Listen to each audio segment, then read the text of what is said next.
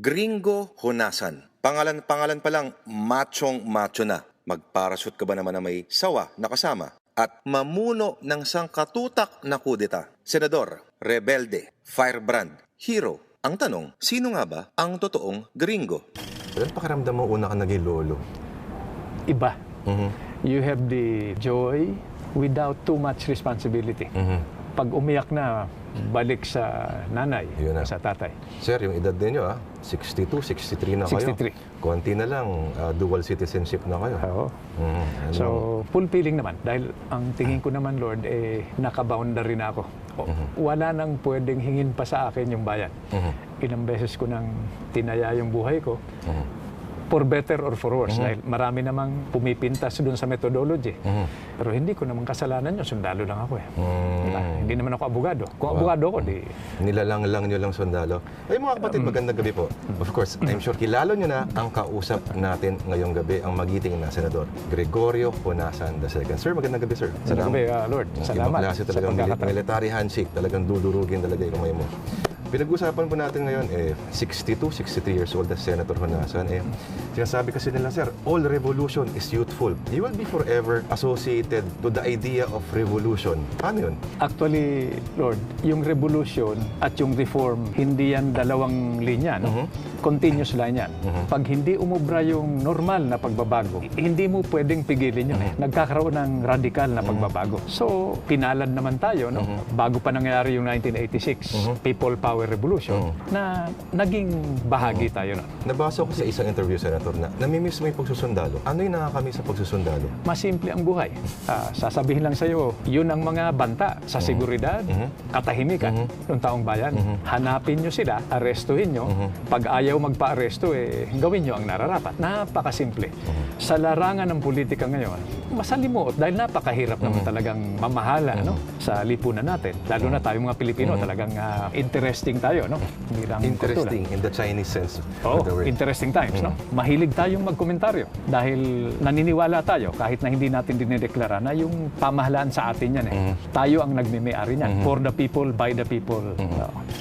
Pag-usapan natin childhood mo. Pinanganak ka sa Baguio, tumira ka sandali sa Taiwan, naging PMAR ka. Parang ang daming chapter ng buhay mo, geographically. Dahil pinanggalingan. Sorsogon, Don Bosco, San Beda, Laguna. Sundalo kasi, Lord, yung tatay ko. Correct. So kung saan siya nadidestino, doon kami. Sabi nga, I wake up to the sound of bugles. Soldiers marching in and out of camp. Minsan darating sugatan, minsan may mga bit-bit na mga bangkay, na mga nasawing. So yun ang nakamulatan ko. Pero ayaw ko maging sundalo nung una. Gusto ko yung pare. So ang kausap mo sana ngayon si Monsignor. Bishop ka na siguro, Monsignor. Bishop. O kaya rebel priest or something. Balwig. Kasama kayo ni Balwig sa ano. Ganon, okay. So, pare. And then nagbago yun. Sabi ko, baka pwedeng maging doktor. Ako yung panganay. Sabi sa akin ng tatay ko na sundalo, alam mo, pag nagdoktor ka, sa mahal ng medisina bilang kurso, hindi na mag-aaral yung mga kapatid mo. So tapos na yung pangarap na yun. Siya naman ngayon ang nag-propose, no?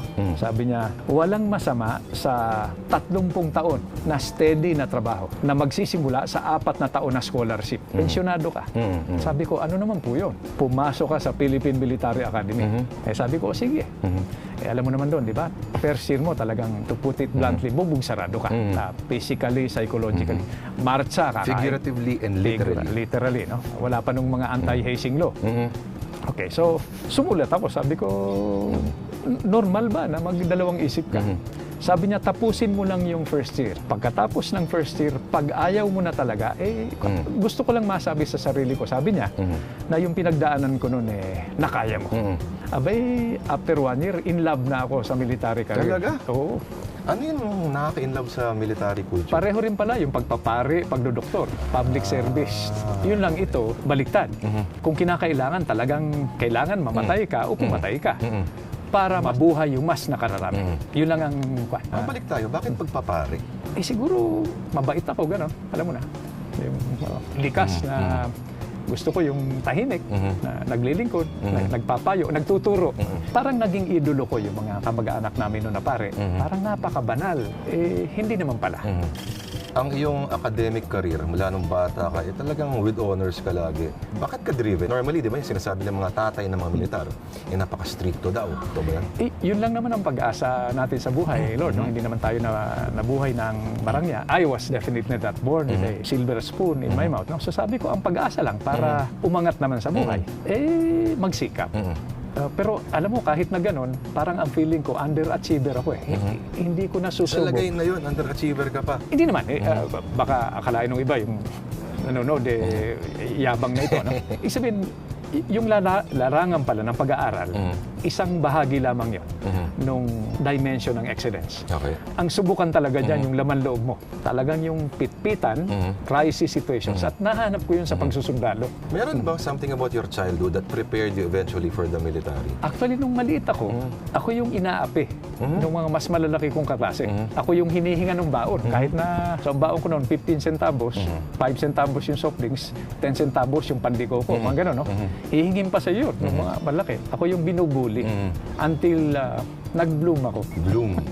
Napaka-masculine naman ang phrase term na yun. So, na-discover ko yung calling ko at ang sarap ng feeling na life and death situations at saka klaro yung direksyon. You are responsible for what your unit does or fails to do.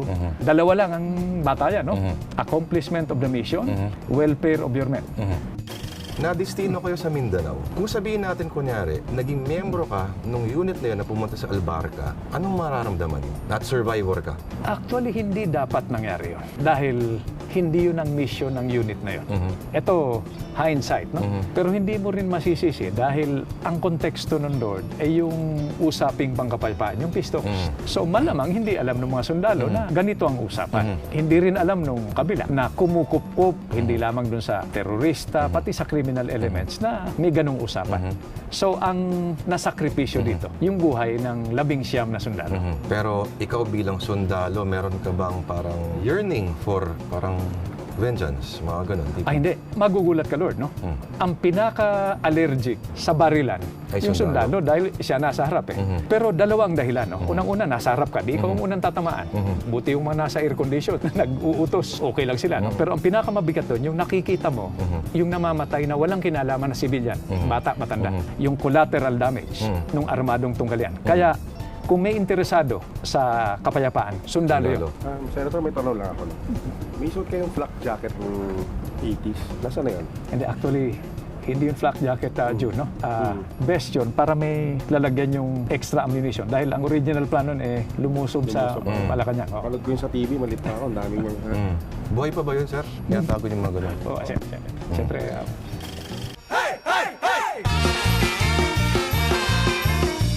O mga bayaw, ako si Bart. Ngayon, tuturuan ko kayo maging tunay na lalaki. Dito lang sa Bet ni Bart. Bet ni Bart!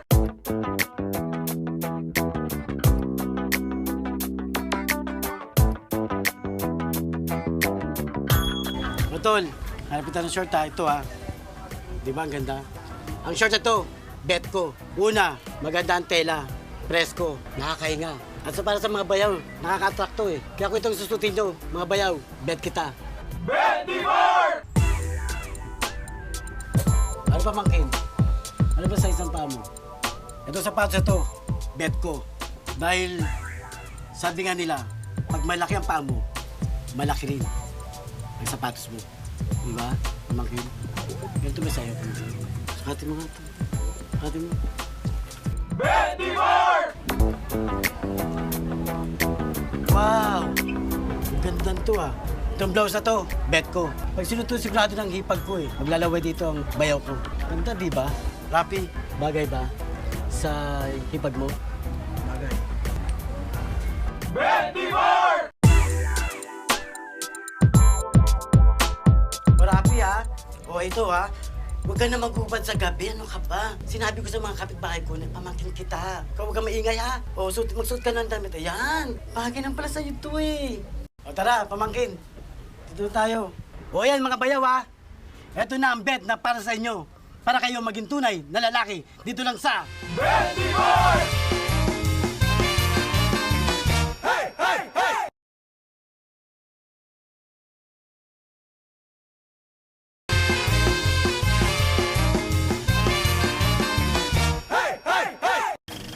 Nagko-collect daw kayo ng bladed weapons, ancient cannons, at mga kapatid, bonsai.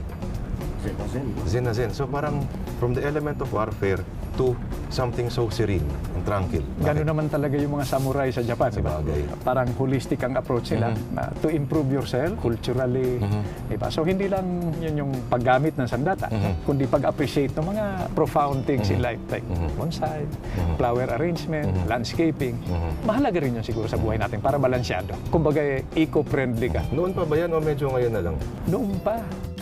Ikaw ba kayo nakakabawi ka? Kasi medyo for a large part of your career, absentee father ka, sinasabi mo dati. I hope. Hindi ako ang huhus gano'n na Lord, no? Pero ako, ang legacy talaga natin, mga anak natin eh. Like, let's say, in my case, tatanungin siguro yung mga anak ko, apo ko, sino ba lolo mo? Sino ba tatay mo? For better or for worse, ang sagot eh, kaya pala. Diba? Mabuti o masama, ang sagot is, kaya pala dahil tatay mo si ganito, o lolo mo si ganito. Sir, i-air itong episode na to December. Okay. Anong naalala mo pag December? Parang bumabalik ba ang anibersaryo ng isa sa mga medyo sinasabi nila ay medyo kontrobersyal na petsa sa ating kasaysayan? Specifically 1989. Well, ayokong maalala yon in the sense na unang-una hindi nagtagumpay yung layunin namin. Mabuti naman siguro. Siguro divine providence na yun, no? Okay. Pero yun naman ang hindi mo pwedeng, walang pwedeng kumuha sa amin nun. Pero yung 89, November 30, 1989, hindi yun nangyari nung petsang yun, no?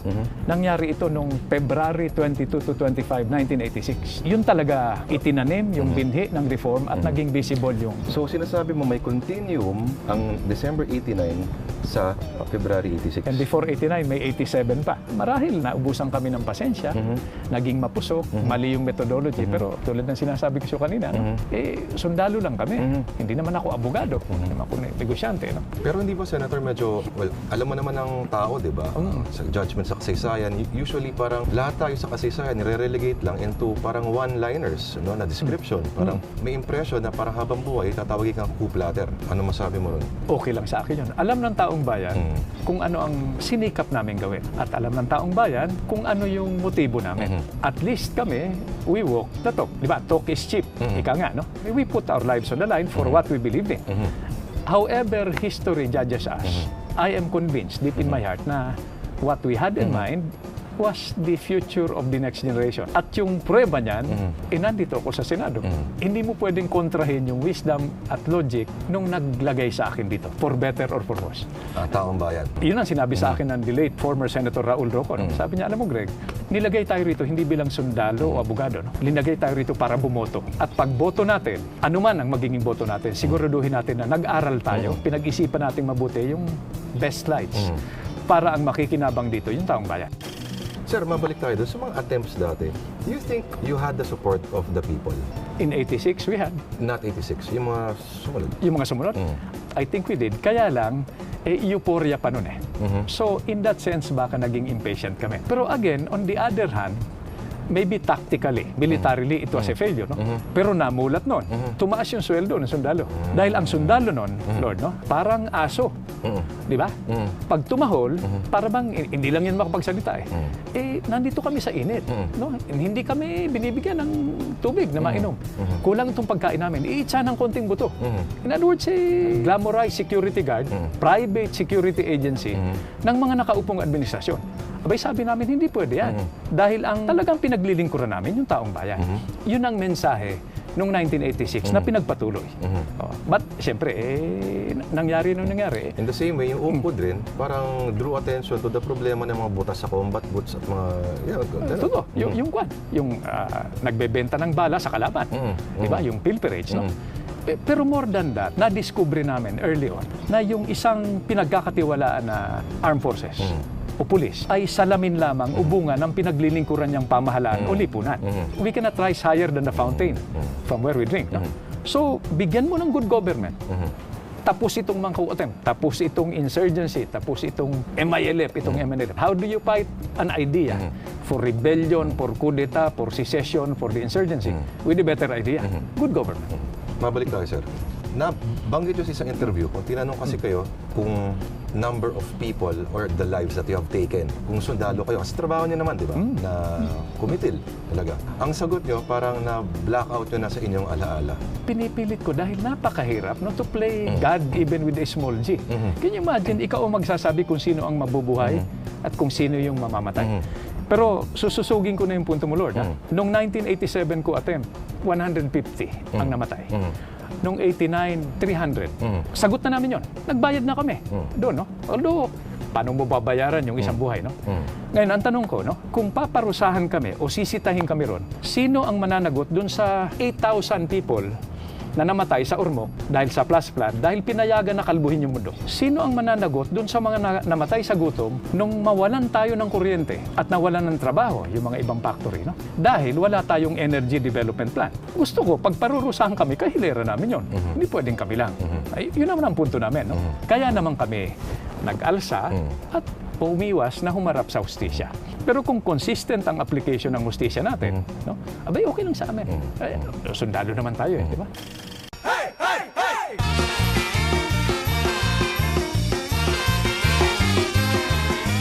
Oh, mga bayaw, andyan na pala kayo.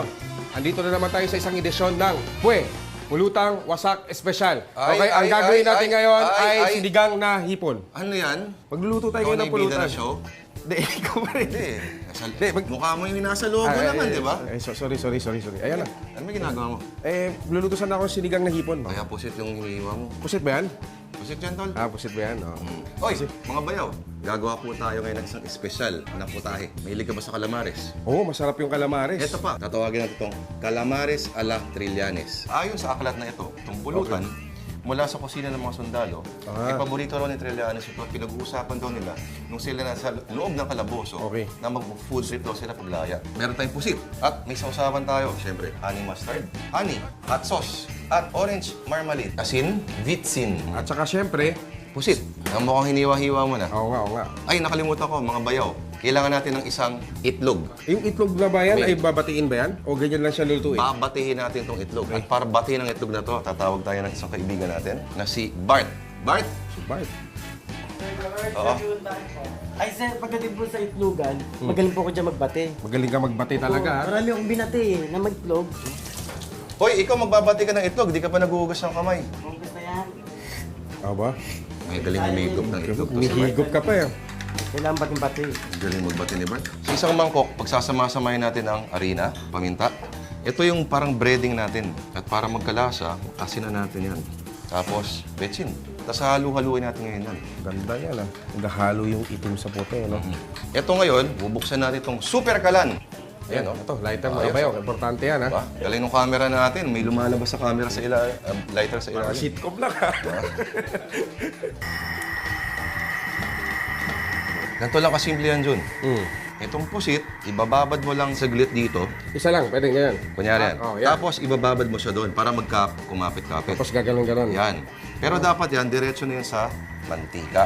Tandaan, ang pagluto ng pusit, hindi in-overcook. Dahil Dapat- pag in-overcook ang pusit, masyadong titigas. Hindi ganyan, tol. Ay, di ba ganyan? Swabing-swabe, dapat sa Ganyan gilid mo inaano yan. Sa pagpipirito, dapat sinaslide mo. Dahan-dahan, slide lang sa gilid. Ganyan pala, no?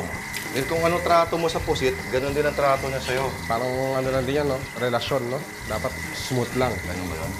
Kailangan ba mamula-mula to, no? Bago ihaon? Malutong-lutong, tol. Malutong-lutong. So, sa isang maliit lang na mangkok, ito yung gagawa tayo sa usawan. Meron tayong mustard. Ganyan, no? Mustard kasi maasim. So, gumagawa tayo ng mga contrast-contrast. Lalagyan natin ng honey. Orange marmalade. Tamis asim din to. At syempre, hot sauce. Ayan mga bayaw, dapat haluin lang ng mabuti yan. Jun, tikman mo yung sausawan natin. Sarap, ha? Sarap. Pwede pang negosyo yun kasi sa sauce mo, no? Oo naman. Minsan nagkakatalo lang yun sa sauce, pare. Yung mga kapatid, ha? Madali lang gawin to. So yan, pwede lang kamayin yan, ganyan. Dahil kamayin, tol. Mga bayaw naman tayo rito. Kamayin naman tayo, ano? Ang sarap. Hindi nga. Yung sauce yung nagdala. Yung halo ng mustard, yung asim ng mustard, honey, orange marmalade, at yung hot sauce. Biglang nagkikik yung mustard. May sipa. Ngayon mga kapatid, calamares a la Trillanes, dito lang po yan sa Pwe! Ayan, Pulutang Wasak Espesyal. sarap na ito. Ba't kaya? Kung babati yung itlog.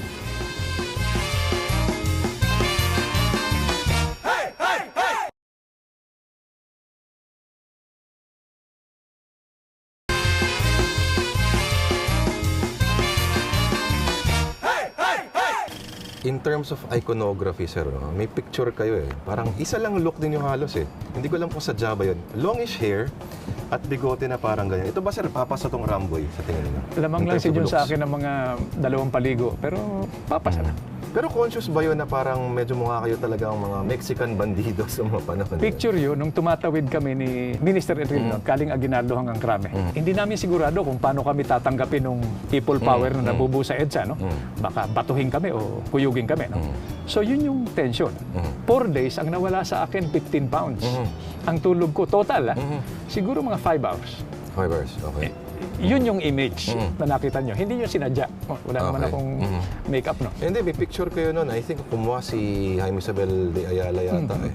Na nakapost talaga kayo sa studio. Well, siyempre, kailangan pagbigyan mo dahil... Ano yung parang bumabawi kayo kasi parang ang tagal yun nakatsato na buhok? Hindi, ang trabaho ko talaga noon is hindi naka-uniforme. Dahil security ng Minister of National Defense, Naman. who is a civilian public official, no? So, kasama niya ako, mahirap naman kung naka-uniforme ako. So, nung nangyari yung 86, nag-uniforme lang kami. Dahil one way ang ticket namin, no? Kung ano mangyari, walang May tanong ka, Jun? Tanong ako, sir. Sa mga dating mga bayani, sir, kanino nyo ihahalin tulad yung pinakamalapit na bayani para sa inyo? sa sarili ko. Naku, malayo ako ron.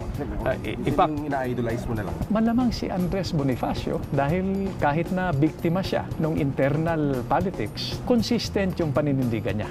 Si Gat Jose Rizal naman, yung magiging pacifist niya. Sa akin, no, importante yung distinction yun.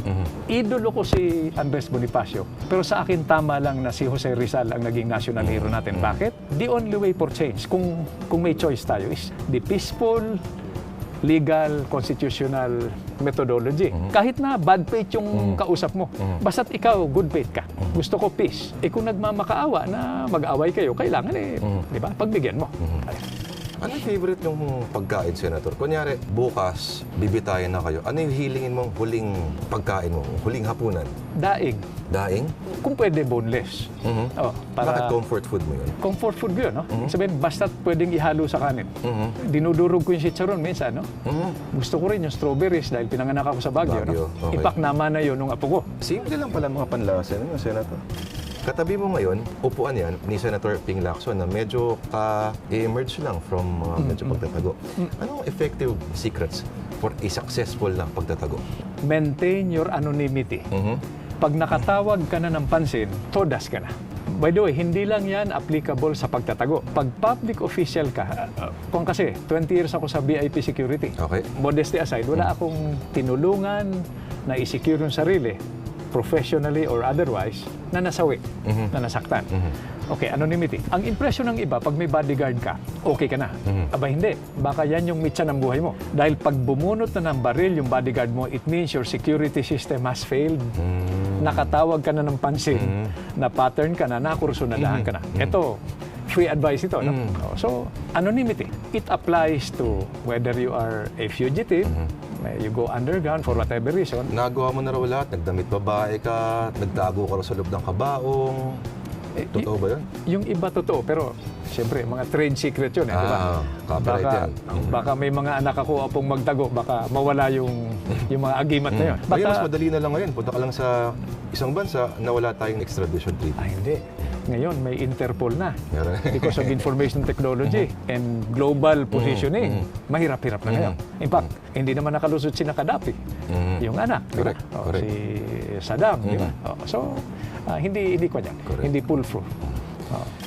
Nagsisisi ka ba na hindi ka naging general? Would you still want to be general? Minsan, di ba? Dahil pag pumasok ka sa military career, ang pangarap mo naman, kung wala kang gawing nothing spectacularly bad, at sa konteksto ngayon, nothing spectacularly good, para hindi ka naman threat dun sa mga nag-aambisyon. No? Gusto ko rin sana maging general. Kaya lang, pasensya na ako, pinarusahan ako ng Diyos, si senador na lang. Ay, kabatch nga pala ni Senator si General Carlos Garcia. Ito naman sa Senado. Sino yung mga parang pinakabarkada niyo? Ang pinakamalapit talaga sa akin, aminin ko naman, si paring Tito Soto. Kuwela naman siya. Yung seatmate ko, si Senator Lito Lapid. Kuwela siya. Oo. Si Senator Lapid is, I think, grossly underrated. Ang dami niyang na-file na bills, actually. At saka mga makahulugan na bill. Ano yung mga sample ng bill? Mga protection sa media. Free legal assistance. Hindi ito mga pangkaraniwang bill. Itong mga batas na ito yung nagpapakita sa iyo kung sa atin, no? Kung ano yung nasa puso at isip ni Senator Hindi Lapid. lang magaling manalumpati kasi siguro si Senator Lapid. Pero tinatanggap niya yun eh. Yun ang kagandahan naman kay Paring Lito. No? Marami bang mga magaganda dito?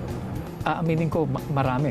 Pero alam mo, para sa isang senior citizen na katulad ko, pag medyo nag-focus ka doon, light threatening yun eh. Hello? Threatening ba yun? Oo, parang nag-iimbita ka ng human rights violation.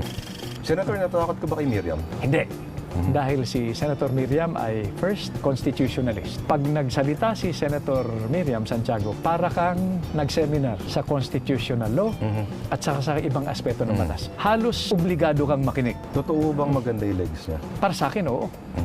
Tinitingnan niya talaga. Paminsan-minsan na sinusulyapan ko, pero hindi ako nagpapahuli. Okay. Baka ma-interpolate ka sa... Nabanggit niyo kanina si Senator Enrile. Sinabi niya parang father figure sa inyo, si Enrile. Pero a father who is difficult to love. Paki-explain yung part na yun. Alam mo naman, di ba, ang impression mo kay Senator Enrile aloof, disiplinarya, stricto, outspoken. So, hindi siya yung immediately warm. Pero considering na 63 years old ako, I've known him for 30 years. More than half of my life, no? Almost half of my life. Pag nakilala mo, mas madali mo nang maunawaan at mahalin. Kakaunting ganitong ugnayan sa politiko ang tumagal ng ganito. Kaya para akong tatayan. Although, mali yung impression na kung nasaan si Senator Enrile, nandun din ako, no? Hindi naman ganun. Unfair naman yun. Pero I don't mind. Meron namang mga issues na hindi kami pareho ng pananaw. Pero marami akong natutunan sa kanya. Example. Kung paano mag-manage ng gobyerno, kung bibigyan ng pagkakataon, no? Yung statesmanship, yung bigger picture. Sinabi mo dati that he's the best president the Philippines never had. True. I still believe that. No? Kaya lang, siyempre, he is 87 years old. Pero natutuwa ako na pwede ko siyang tawagin ng Mr. President, No, Senate Senate President. President. At magkasama kami. Although sa in Senate. public, tinatawag mo siyang Manong Johnny because that's what he wants. That's what he wants. Pero in private, you call him sir. Sir, hindi yun mababago. Kahit na nasa telepono ako, hindi ito exaggeration. Kung minsan napapa-attention ako Pagkausap ako, tatayo ako. Kahit na nakahiga ako sa kama, no? Pag tumawag, tayo ako. Ganun ang nahubog na respeto at affection. Hindi hiningi. Ibinigay ko ng kusa.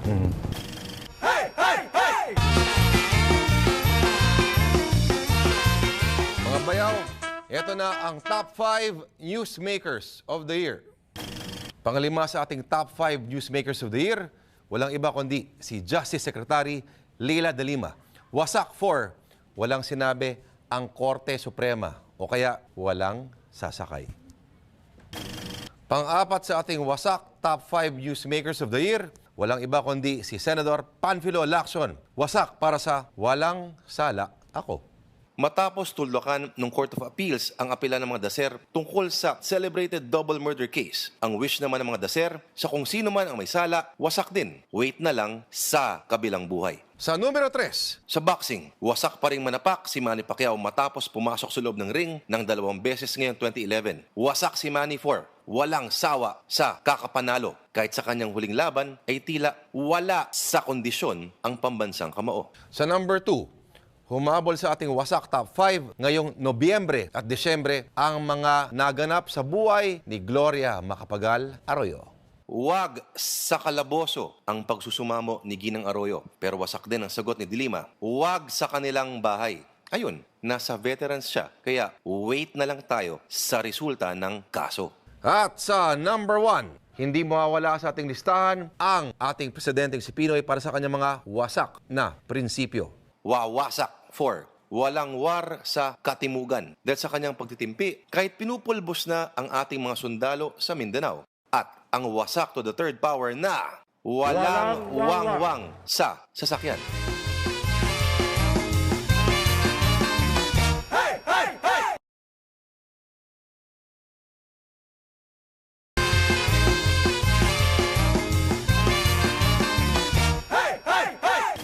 May iba ako, sir. Gusto ko siyang maging tunay na lalaki, sir. Paano ba maging tunay na lalaki? Gusto kong maano ko sa chicks, ano? Tatlo lang ang sukatan yan. God, country, and family. God, country, and family. All Yung chicks dun saan? yung chicks, isingit mo lang kung saan-saan. No? Saan, oo. Pwede naman yan, di ba? Maintindihan mo ni God dyan. Okay. Ilang humika ka agad ng tawad. Humika ka agad ng tawad dahil baka kunin ka niya. Hindi ka naka-act of contrition. Ako, medyo, Sir, may katakot-takot. hindi na lang tinanong sa inyo, pinabayaan ko na lang. Oo. Yun na. So, God, country, Family. Family. and family. Family. Tapos singit-singit na lang yung chicks.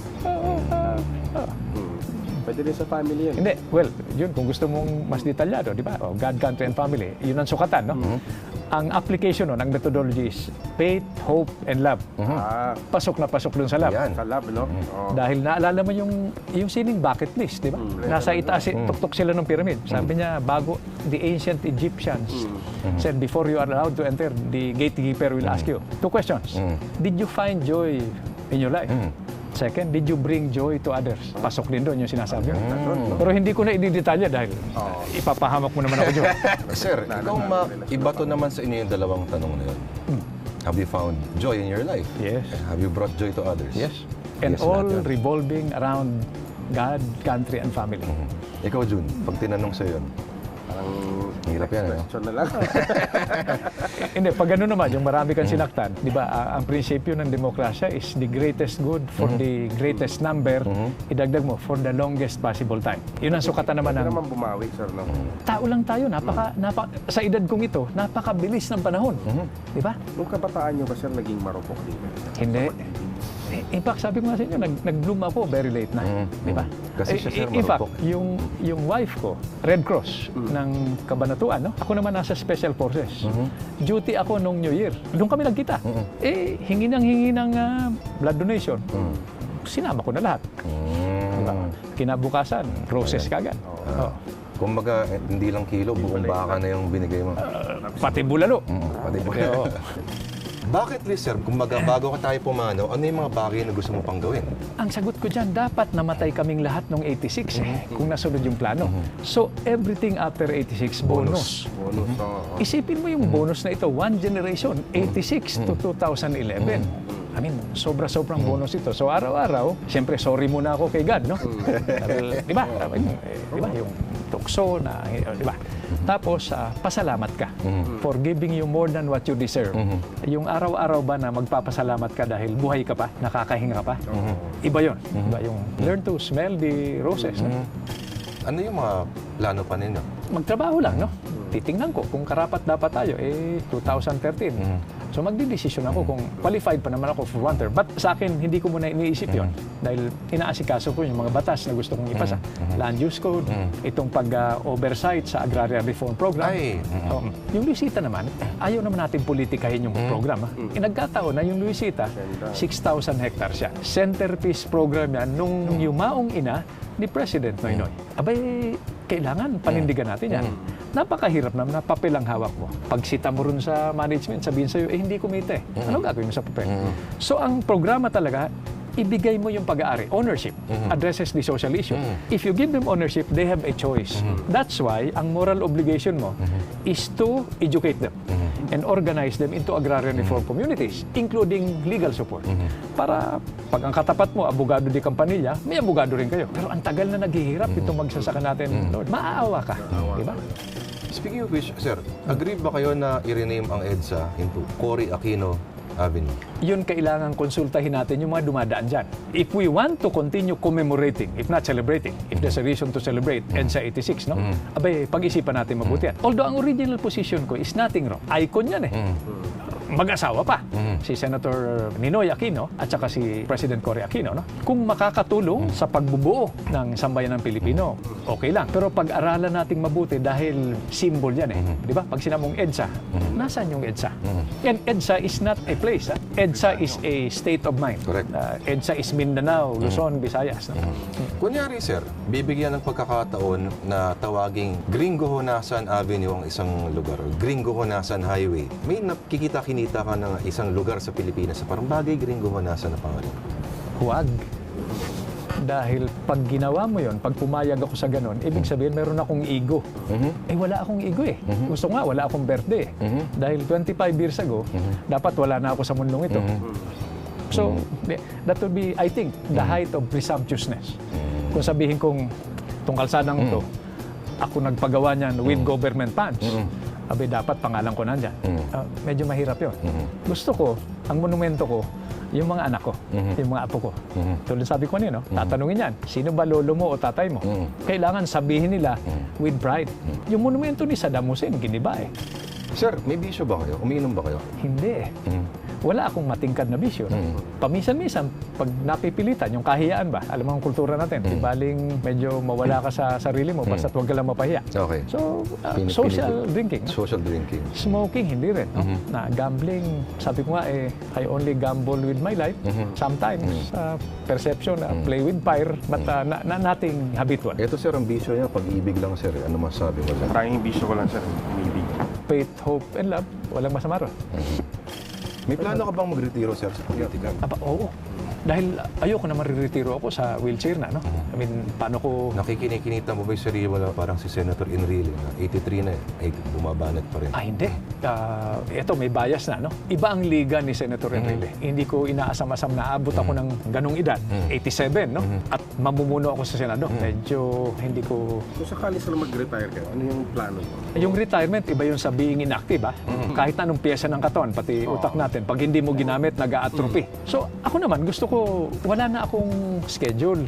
Yung gagawin ko yung gusto ko, enjoy quality time with my family. Bonsai pa rin.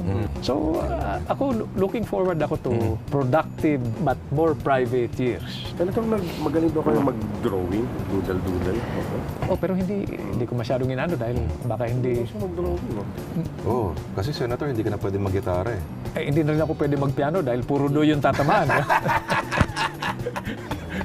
Hindi, pero itong daliri ko naman, kuminsan nung yung kampanya, dinodrawingan ko ng happy face.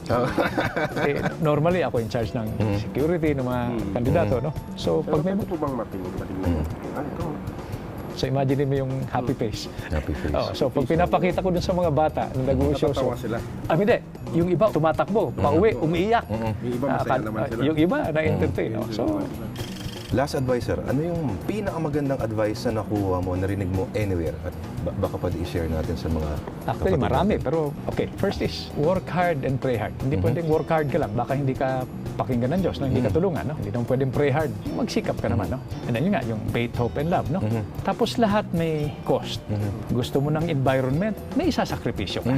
Gusto mo ng focus, gusto mo ng development, magsakripisyo na ka ng konting yung consultative democracy. Dahil yung sambayanan ngayon, yung taong bayan, sa hirap ng buhay, hindi naman yan humingi na konsultahin mo eh. Baka lapitan mo, ano tingin mo dito sa RH bill? Teka muna, kain muna tayo. Tatrabaho ko, istorbohin mo ako, no? They want to be led. So in that sense, ipaparapraise ko si William Wallace, di ba, yung national hero ng Scotland? Sabi niya kay Robert Bruce, lead us, unite us, and we'll follow you. So ganun siguro ang advice ko sa mga public officials, sa mga leader ng iba't ibang sektor, no? Pero sa pangkalahatan, yun nga, magsikap tayo, manampalataya para mapag-isa na ito. Okay. Maraming salamat, sir. Maraming Senator Honasan. Naku, Lord. Senator Gregorio Honasan II. Maraming salamat po, mga kapatid. Salamat sa inyo. Ito is an honor and a pleasure. Wasak na wasak kakausap, sir. Maraming salamat.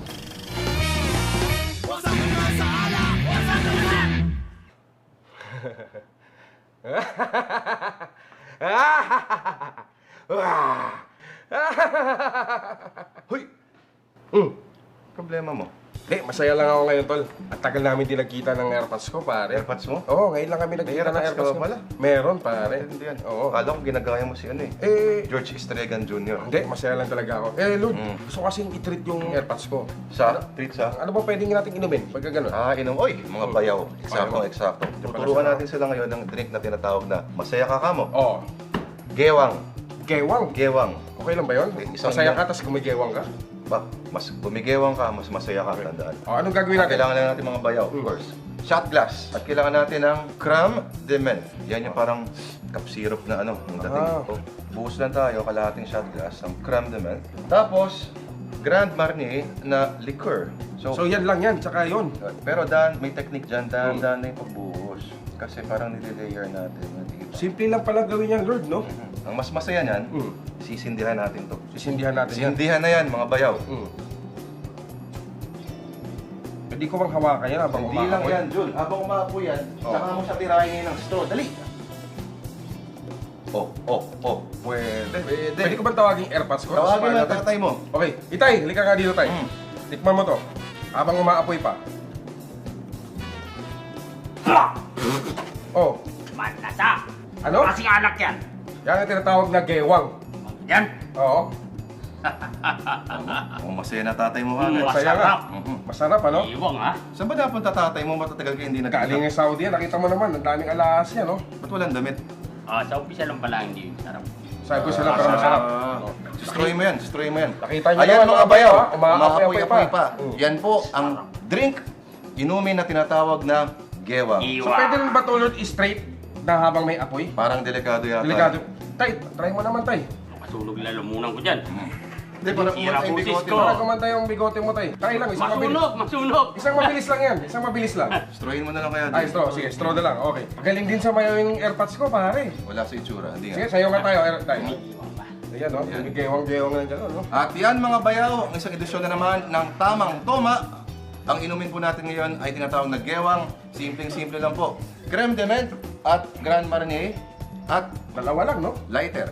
Happy-happy ang mag-ama, mga bayaw. Sarap! Sarap, no? Tuloy niya Alam mo, kasi kita hani. na-miss talaga kita eh. Iwan ko na kayo dyan, ha? Ba't ang tagal mo nang wala? May babae ka doon. Sinanay. Paano naman chicks tayo? Ikaw pa, tuturuan. Nako! Bigote pa lang. Manang-mana Manang-mana datan.